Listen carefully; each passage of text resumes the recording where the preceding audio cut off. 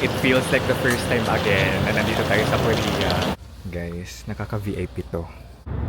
Ang ganda ng skies, my gosh. Mamimit natin yung ating mga kasama na creators from different parts of the world. There are 5 others. And I'm from the Philippines! Hello guys! Annyeonghaseyo! Kumusta kayong lahat? This is Dave, the Kuripot Traveler. And for today's video, I'm very excited kasi babalik tayong Korea for the 5th time. So this is very surreal kasi 5 years ago we were in Korea. That was autumn season. And then this time, it's October and it's autumn season again. And it feels like a full circle moment. Kasi nandito ulit tayo. 5 years ago, it was from my hard-earned money. Ay pinaghirapan nating pera. Pero this time, this is sponsored by Korea Tourism Organization.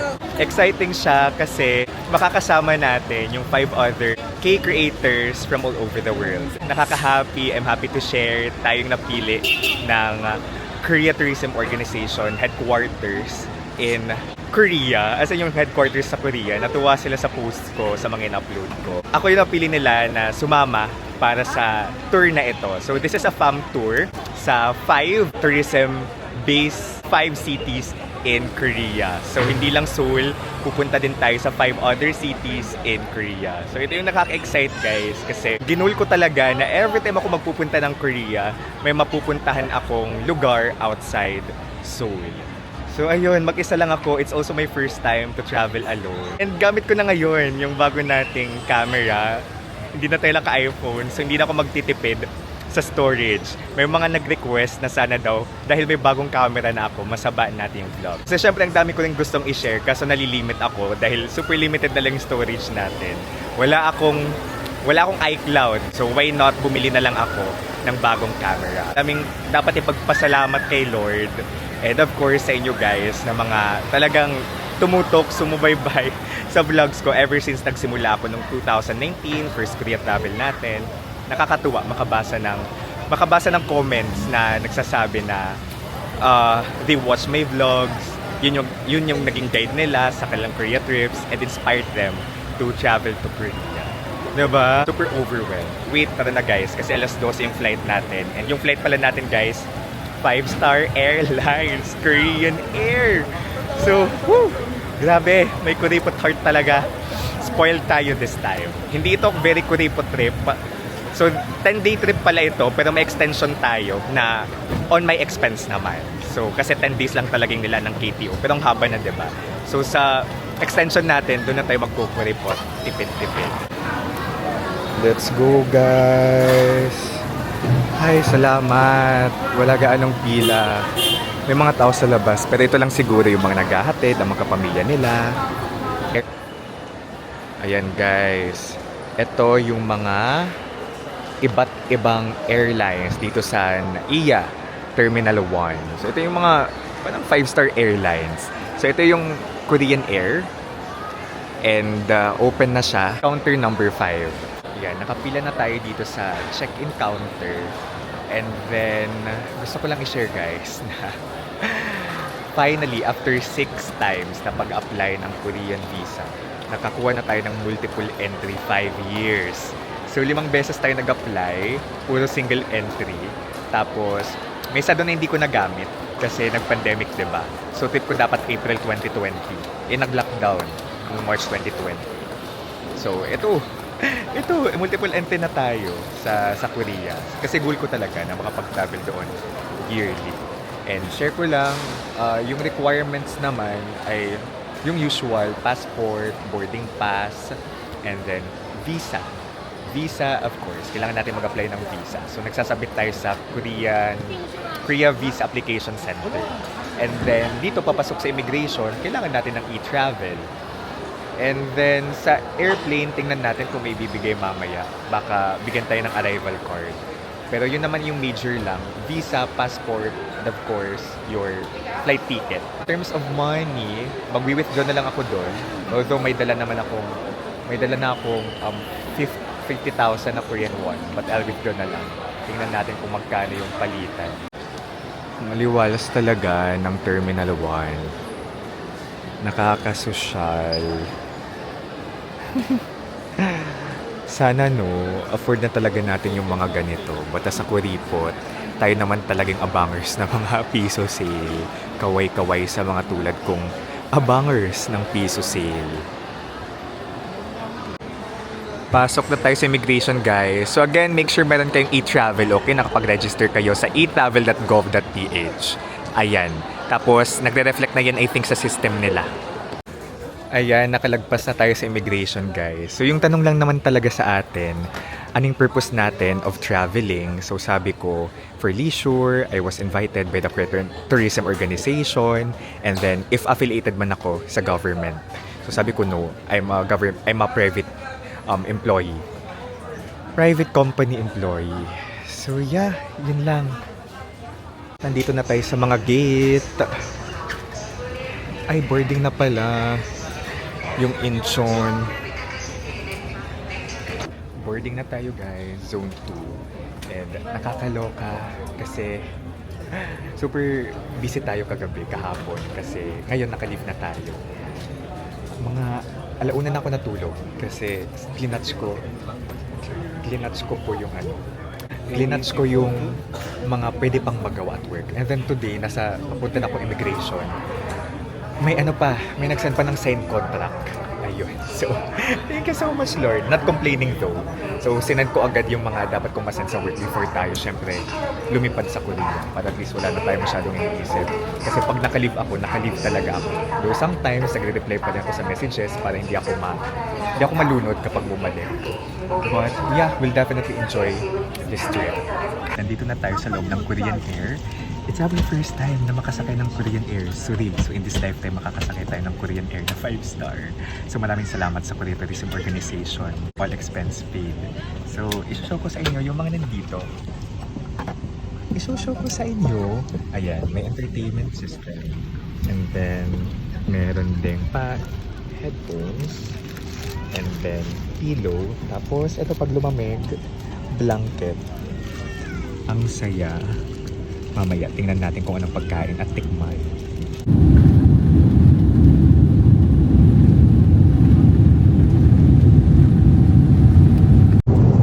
Ayan, nahalo na po natin. Pwede natin kainin yan. Mainit-init pa, parang bagong sayo yung rice char. This is an experience, guys. Sipping wine sa Korean Air while watching Korean movie. Guys, nakakasosyal. This is not so me, sharing. Pero we gotta maximize yung mga kung ano na pwedeng i-offer ng Korean Air. Grabe yung service.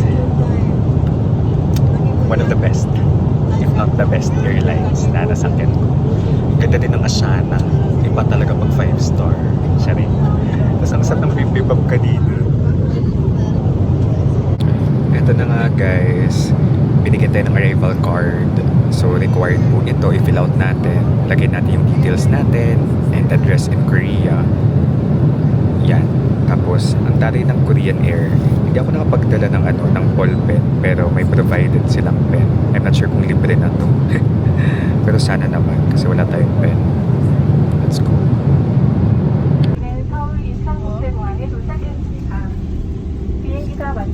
We're here. Hello, Korea. Yung music dito ay Arirang. Tinuro sa amin ito nung high school and pinamemorize sa mapping. Arirang, Arirang. Yun. Ayan. So, Don, thank you for flying with us. Ay, flight information. Outside temperature. Thank you for flying with us. See you in Incheon Airport. So, pang-lima na natin to. Ito pala yung business class, guys. First time kong makakita ng business class. Jacket na ako, guys. Kasi baka malamig. You know, it's autumn season. And, yun. Nakatuwa, first time natin makita ng itsura ng business class. Ganun pala siya. Business class ng 5-star airlines. Ayun, Korean Air. Ang saya.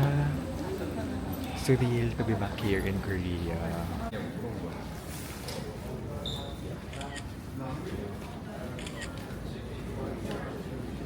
makikita natin yung iconic maligayang pagdating sa Korea kapag lumalapag masalubong sa arrival. And yung mga ano ko pala, nasa Terminal 2 tayo guys ha. Yung mga nakatabi ko ay mga resident na, mga Pinoy na resident na sa Canada. And taga Cagayan de Oro sila. Marami actually mga kasabay sa flight na mga taga Canada. Narinig ko yung mga chikan. Yung kapatid ko nasa Canada din. Siya na daw kuya. And then, Korean Air din, yung sinakyan nila. And dito din yung layover. Ganda ang aliwalas talaga ng Incheon. Tingnan nyo.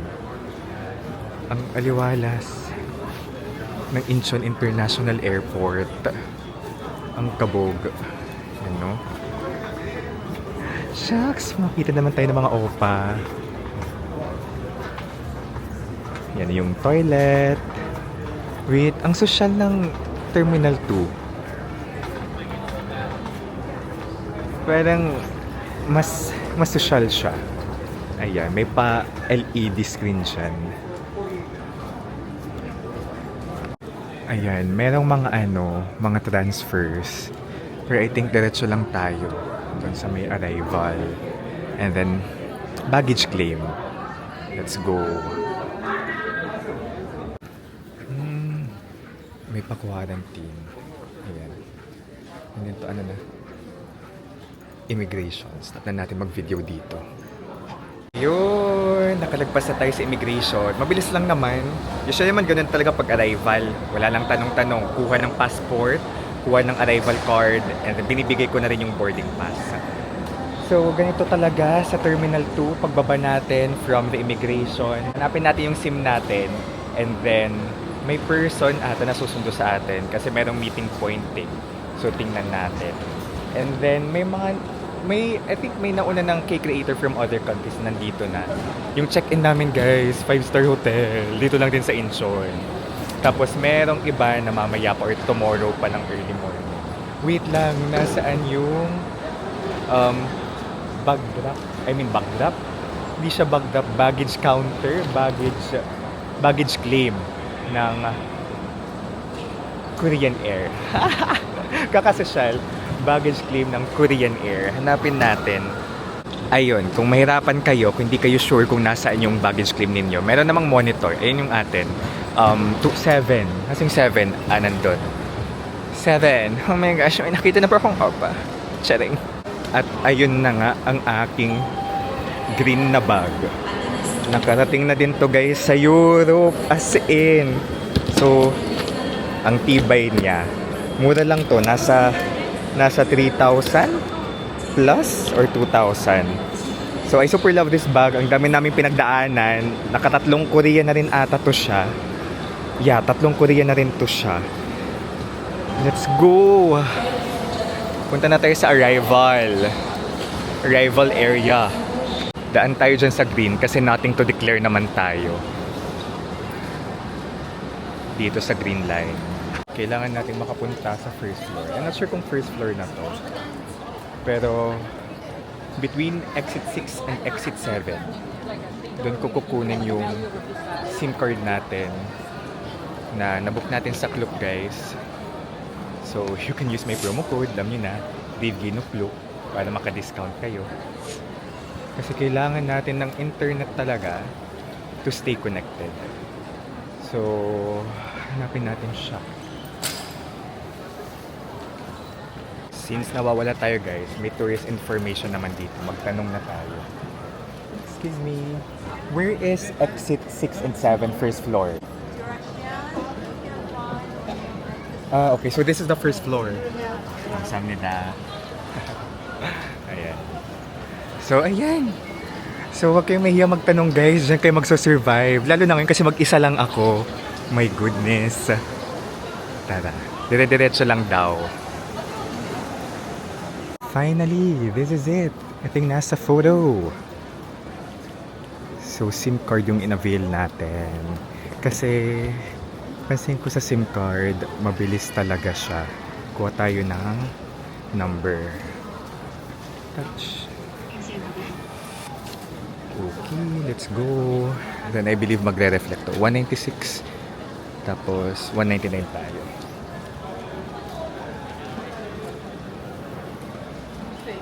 Or dito ata. SK Telecom. Namali tayo nung kanina. Dito talaga. Number ticket. SK Telecom. Ayan. Wait lang tayo na mag-flash yung screen doon.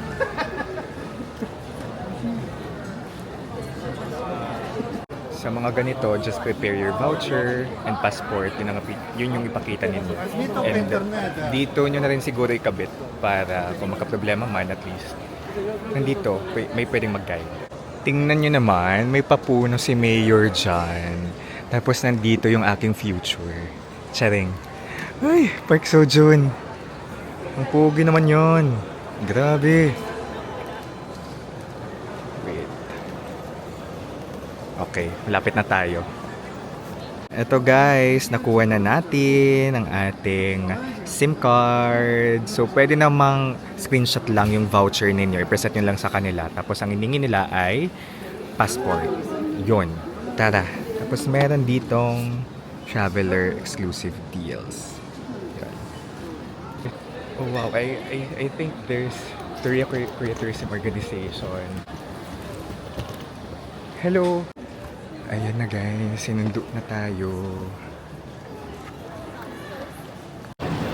Ooh, medyo malamig na. Guys, it feels like the first time again na nandito tayo sa Korea. Tapos ang ganda talaga ng schedule ng Korean Air, Asiana Airlines kasi hindi madaling araw. Ayun o. We're here again. Ang taray. Ang taray ng car. Pang artista. Oh, ang kabog. Guys, nakaka-VIP to. Nahiya lang ako mag-vlog. Ang ganda ng kalsada, no?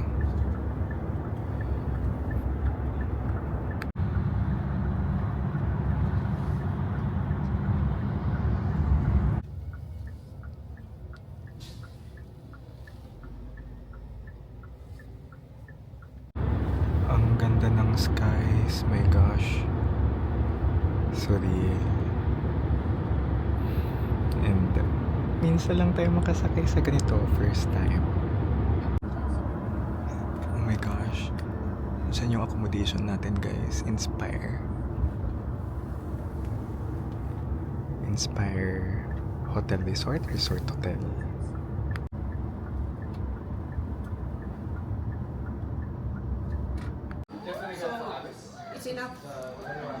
Guys, look. So this is a new hotel. Inspire. What do you call this? Inspire Resort Hotel? Inspire Hotel. Inspire Hotel. So 5-star to guys. Ang ganda.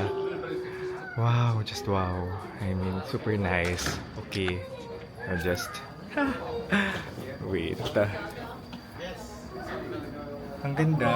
This is so nice. May sumundo na sa atin from KTO, si Miss Jade. Ayan, sabi niya sa akin mag-video muna ako.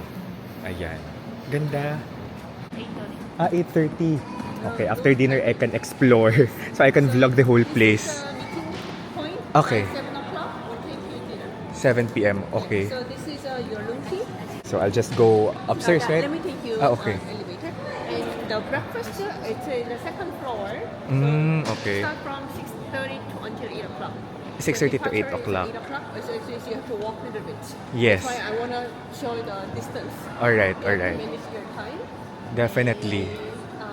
This place. Ah, the elevator's here? If you choose, this is another building. I will come this Ah, way. okay. I want to show. We're having a quick hotel tour.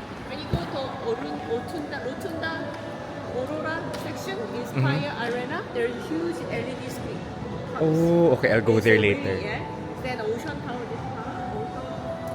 this one, yeah, don't need to go to the court, but this is a place.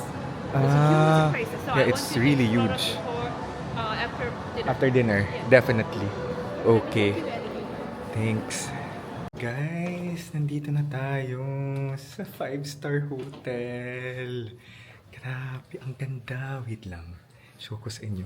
Oh, grabe, first time natin magstay sa ganito. Alam nyo guys, nung na-chika ko nata, yung nakita ko yung itinerary kasi nandun yung mga hotel. Sinerch ko agad yung mga hotel. And hindi tayo tinipid ng ATO. Super wow. And mamaya, mamimit natin yung ating mga kasama na creators from different parts of the world.